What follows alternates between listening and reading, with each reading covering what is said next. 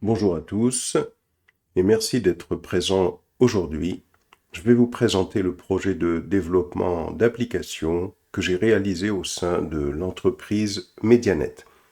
Cette présentation couvrira les différents aspects de mon projet, depuis la présentation de l'entreprise jusqu'aux aspects techniques et fonctionnels de l'application, en passant par la gestion de projet et les éléments de sécurité.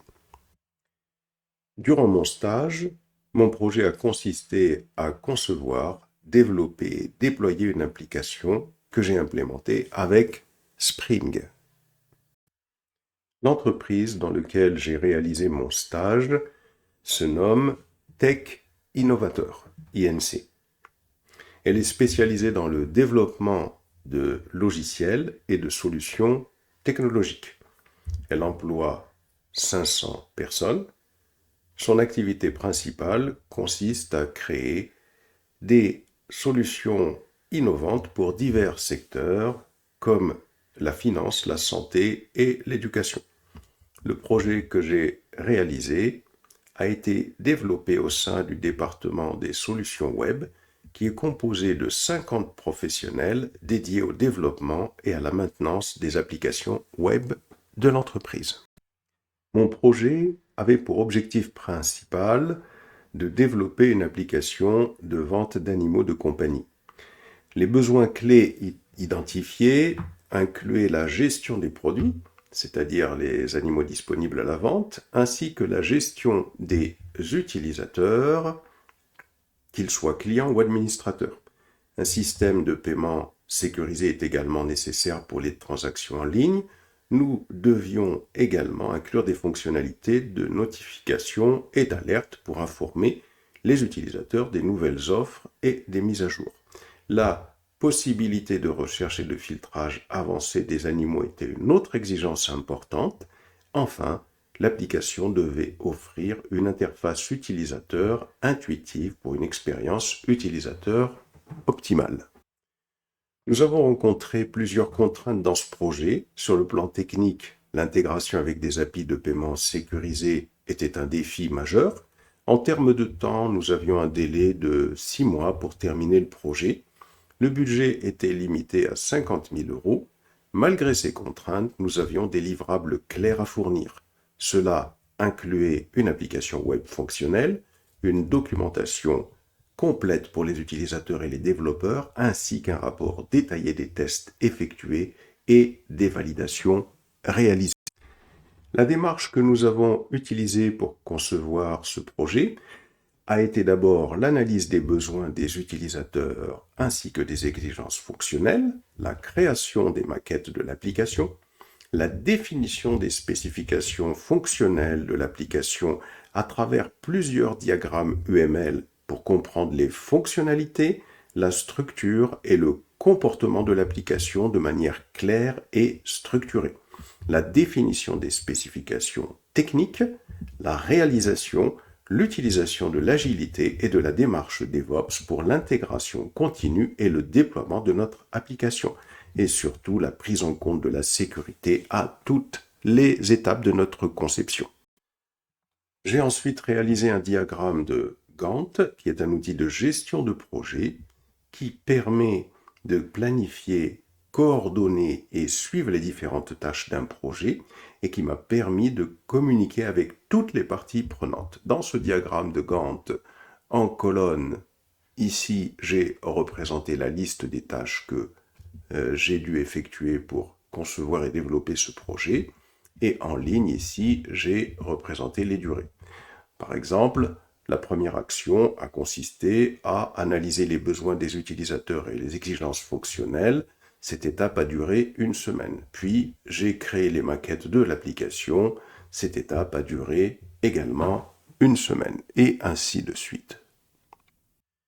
Avant de plonger dans les détails techniques, permettez-moi de vous donner un aperçu des différentes étapes et des spécifications fonctionnelles de mon application à travers plusieurs diagrammes UML. Ces diagrammes nous permettront de comprendre les fonctionnalités, la structure et le comportement de mon application de manière claire et structurée. En outre, nous allons voir également comment la sécurité est prise en compte à chaque étape de la conception. Dans un premier temps, j'ai d'abord conçu le diagramme de cas d'utilisation. Nous commençons par ce diagramme qui est essentiel pour comprendre les interactions entre les utilisateurs, les acteurs et le système.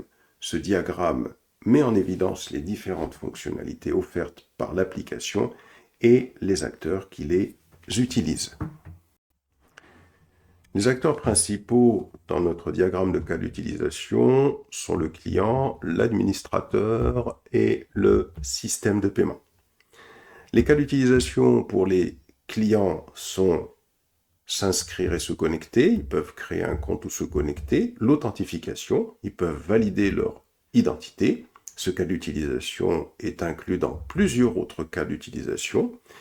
Ils peuvent parcourir les produits, ils peuvent ajouter, supprimer des produits au panier, ils peuvent voir le panier, ils peuvent passer une commande, ils peuvent effectuer un paiement, ils peuvent suivre une commande, voir l'historique des commandes ou laisser des avis sur les produits. Les cas d'utilisation pour les administrateurs, ils peuvent gérer les produits, gérer les utilisateurs, gérer les commandes. Et le cas d'utilisation pour le système de paiement, ils peuvent valider le paiement, gérer les remboursements. Il y a bien sûr des relations et des interactions entre tous ces cas d'utilisation. Le cas d'utilisation authentification est inclus dans plusieurs autres cas, comme passer une commande et gérer les commandes, indiquant que l'utilisateur doit être authentifié pour accéder à ces fonctionnalités. Ce diagramme nous aide à comprendre les interactions clés dans notre système de commerce électronique et à assurer que les utilisateurs et les administrateurs puissent effectuer leurs tâches de manière sécurisée et efficace. Après avoir identifié les cas d'utilisation, nous passons à leur description textuelle. Cette étape elle est cruciale pour détailler chaque fonctionnalité identifiée dans le diagramme de cas d'utilisation. Par exemple, pour le cas d'utilisation gestion des réservations dans un restaurant, je définis dans une description textuelle son titre, gestion des réservations en ligne, un résumé de ce cas d'utilisation. Je redéfinis les acteurs principaux, je définis les préconditions pour pouvoir utiliser ce cas d'utilisation. Le client doit avoir accès à Internet, le système de réservation en ligne doit être opérationnel, le personnel du restaurant doit avoir accès au système de réservation pour consulter et gérer les réservations. Je définis également les post-conditions. Le client reçoit une confirmation de sa réservation, par exemple à l'issue de ce cas d'utilisation. Dans le scénario principal, je le détaille. Le client accède au site web ou à l'application mobile du restaurant d'abord, ensuite le client navigue vers la section réservation, etc. Et surtout, je définis les exceptions. Si aucune table n'est disponible à la date et heure souhaitée, le système propose des alternatives, autres dates, heures disponibles. Cela me permettra de gérer les exceptions dans mon application, ce qui contribuera à la sécurité de mon application. Ensuite, j'ai défini les maquettes de mon application qui illustrent l'interface utilisateur et la navigation entre les différentes pages. Par exemple, ici, une maquette permettant de réserver une table avec les différents champs de saisie. Mes maquettes intègrent des éléments de sécurité tels que les écrans de connexion sécurisés, les messages d'erreur pertinents en cas de tentative d'accès non autorisé. Et déjà, ça me permet de définir les données qu'il faudra que je contrôle. Ensuite, j'ai défini les diagrammes d'activité pour mes différents cas d'utilisation. Le diagramme d'activité, il représente le flux de travail ou les processus dans l'application. Par exemple, ici, pour le processus de passage de commande, on voit qu'au début, le client commence par se connecter ou s'inscrire. Ensuite, le système vérifie l'identité du client. Le client va parcourir les produits disponibles. Le client va ajouter les produits à son panier. Le système lui va vérifier la disponibilité des produits sélectionnés. Le client peut visualiser les produits dans son panier. Le client décide de passer la commande. Le système de paiement entre en jeu pour traiter la transaction. Il y aura ensuite la validation du paiement. Si le paiement est validé, la commande est confirmée, le client y reçoit une confirmation. Si le paiement échoue, une erreur de paiement est affichée au client. Ce diagramme d'activité nous aide à comprendre les étapes clés et les informations nécessaires pour qu'un client puisse passer une commande en incluant les vérifications et le traitement de paiement. Donc pour la sécurité, les diagrammes d'activité, ils intègrent des étapes pour la vérification des autorisations avant d'exécuter des actions critiques, la gestion des erreurs et des exceptions de manière sécurisée. Ensuite, nous avons défini le MCD qui permet de définir clairement les entités de données, leurs attributs et les relations entre elles. Il est essentiel pour la conception de la base de données. Dans ce MCD, on voit que les entités principales sont le client, le produit, la commande, le panier produit, le paiement et les avis. On voit qu'un client peut passer plusieurs commandes. On voit qu'un client peut avoir plusieurs paniers. Un client peut laisser plusieurs avis. On voit via la relation panier-produit ici qu'un produit peut être dans plusieurs paniers. Un produit peut recevoir plusieurs avis et une commande est associée à un paiement. Et enfin, un panier peut contenir plusieurs produits. Ce MCD nous permet de comprendre clairement comment nos entités interagissent et se relient les unes aux autres dans notre système de commerce électronique. Notre MCD prend en compte la sécurité des données en intégrant des concepts comme les utilisateurs, leur rôle et puis les permissions qu'on va leur attribuer. Passons maintenant aux spécifications techniques de notre application. Les technologies que nous avons utilisées pour implanter notre système sont Spring MVC. C'est un framework qui permet de structurer l'application en suivant le modèle MVC, modèle View Controller. Timeleaf, c'est un moteur de template pour créer des vues dynamiques en HTML. Hibernate JPA, c'est un framework pour la gestion de la persistance des données via ORM, Object Relation Mapping.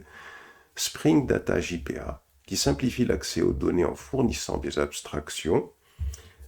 Spring Sécurité, c'est un framework pour sécuriser les applications Spring. Maven, c'est un outil de gestion de projets de dépendance. JUnit, c'est un framework de test unitaire pour Java. Pour comprendre comment implémenter mon application sous Spring MVC, j'ai dû appréhender le fonctionnement de Spring MVC. Spring MVC fonctionne comme suit. Sur ce schéma, j'ai illustré les composants principaux et les interactions entre eux. Il y a d'abord le client, qui peut être un navigateur web par exemple, qui envoie une requête HTTP.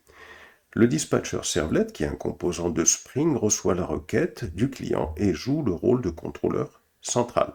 Il transmet la requête au contrôleur concerné, qui lui va traiter la requête et va la déléguer au service. Le service y contient la logique métier et il délègue au repository pour accéder aux données.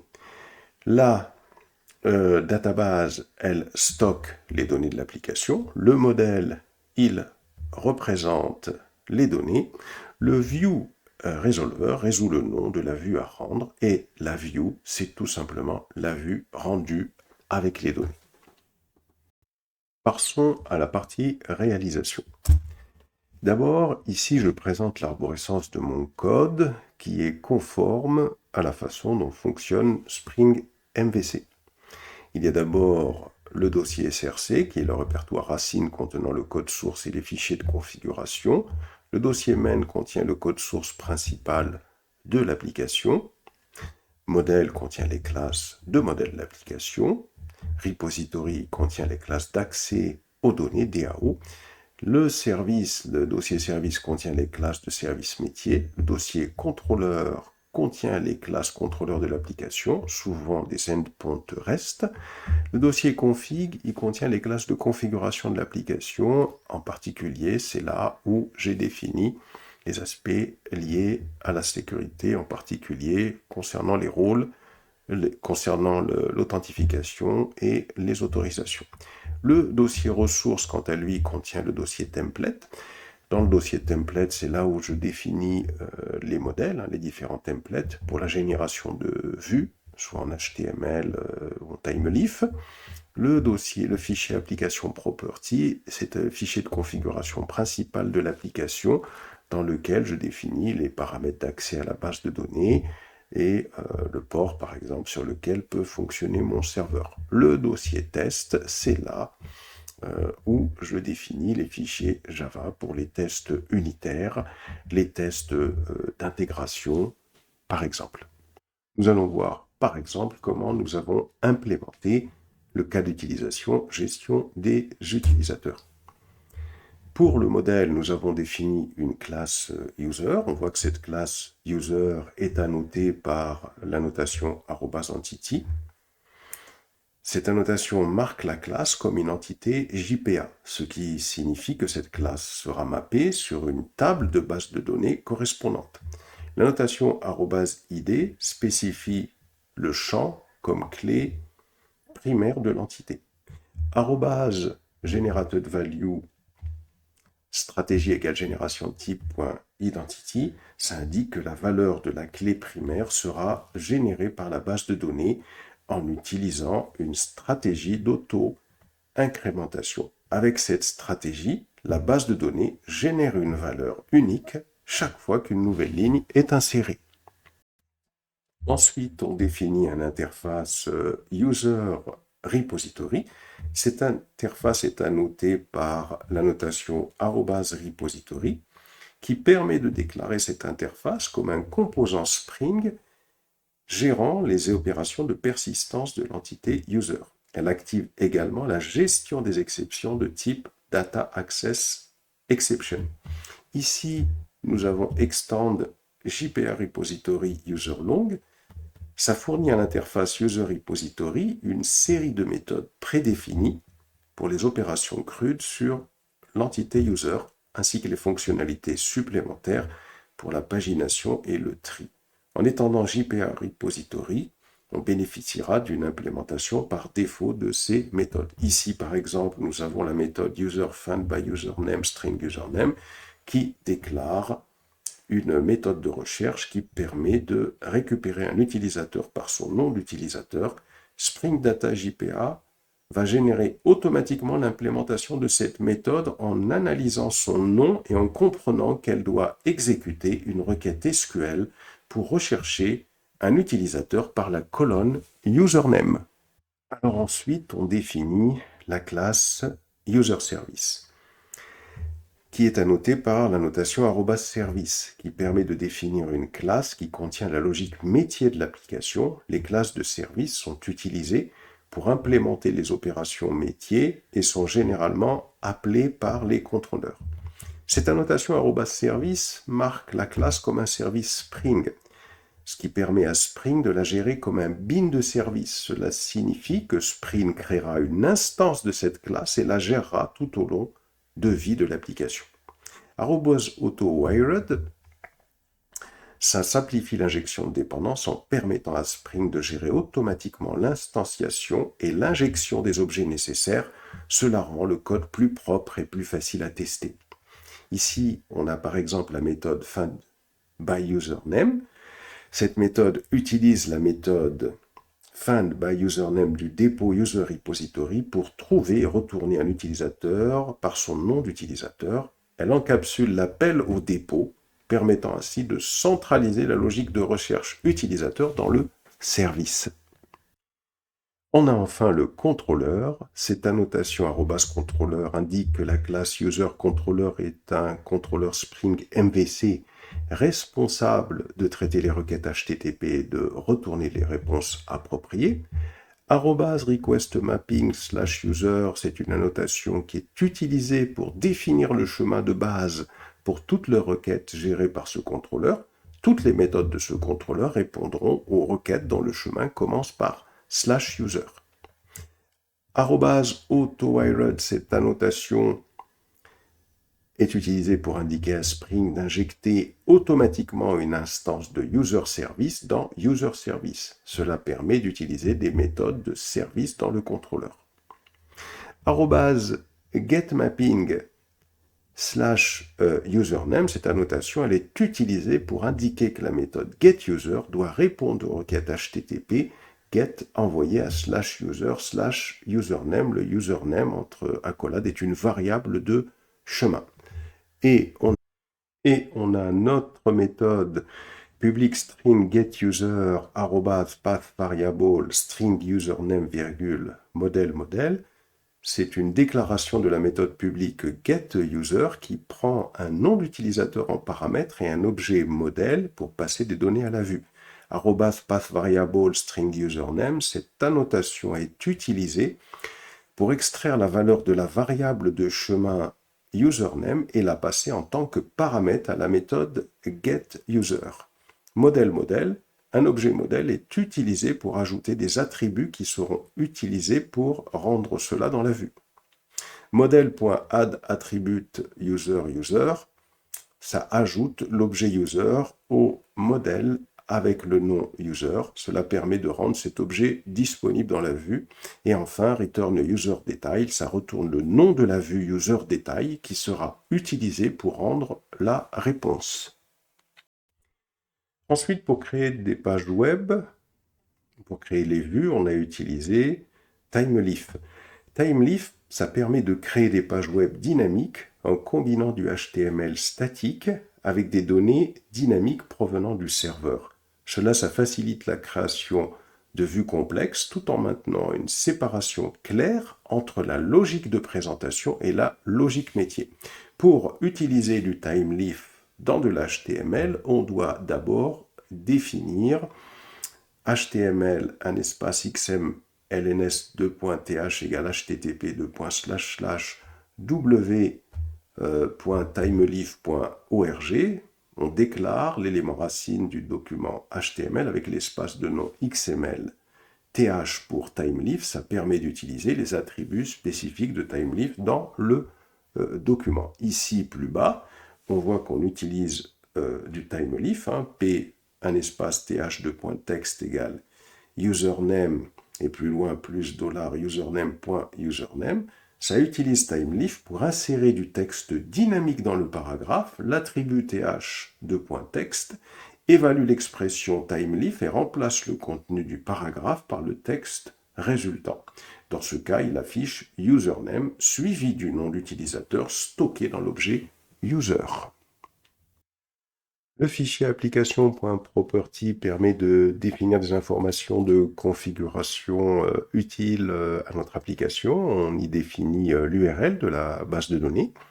On y définit le nom d'utilisateur ainsi que son mot de passe. Et on y définit également le comportement de Spring JPA. Ici, on a la propriété spring.jpa.hibernate.ddl-auto égale update qui mettra à jour le schéma de la base de données à chaque démarrage de notre application. C'est une propriété qui est utilisée dans les environnements de développement, dans les environnements de production. Il est plutôt utile d'utiliser des outils comme Flyway, par exemple, pour mettre à jour la base de données en production. Pour préciser les flux d'interaction pour mes cas d'utilisation, j'ai réalisé des diagrammes de séquences qui vont préciser les flux d'interaction entre les différents composants de Spring MVC. Sur ce schéma, on voit un diagramme de séquence pour la gestion des utilisateurs. Un client, on voit qu'il envoie une requête HTTP post à /user pour créer un nouvel utilisateur. Dispatcher servlet reçoit la requête et la transmet au contrôleur. Le contrôleur appelle la méthode createUser du service avec les informations de l'utilisateur. Le service appelle la méthode save du repository pour enregistrer l'utilisateur. Le repository exécute une commande d'insertion dans la database. La database confirme l'insertion de l'utilisateur. Le repository renvoie l'utilisateur enregistré au service. Le service renvoie l'utilisateur enregistré au contrôleur. Le contrôleur prépare la requête HTTP avec les détails de l'utilisateur créé et la renvoie au dispatcher servlet. Le dispatcher servlet renvoie une réponse HTTP 201 created au client avec les détails de l'utilisateur créé.